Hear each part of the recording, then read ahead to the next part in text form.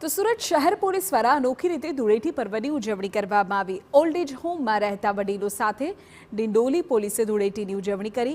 Police કર્મચારીઓએ વૃદ્ધાશ્રમમાં રહેતા વૃદ્ધો પર ફૂલોનો વરસાદ કર્યો, ગુલાલ લગાવી હોળી ધૂળેટી પર્વની શુભેચ્છા પાઠવી। પોલીસે વૃદ્ધોને રંગબેરંગી કલર લગાવી, મીઠાઈ ખવડાવી, તેમના આશીર્વાદ લીધા। સાથે જ ઉજવણી દરમિયાન ઢોલના તાલે પોલીસ કર્મચારીઓ ત્યાં નૃત્ય કરતા પણ જોવા મળ્યા।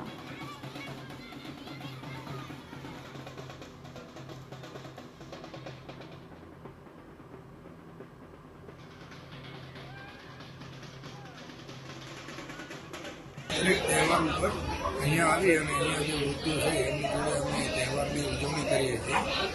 પોલીસ હંમેશા તહેવારમાં બંદોબસ્તમાં વ્યસ્ત હોય છે, જેથી અમે તહેવારનો એક દિવસ અગાઉ આવી અને અહીંયા લોકો સાથે અહીંના જે વૃત્તિઓ છે એમની જોડે તહેવારની ઉજવણી કરીએ છીએ।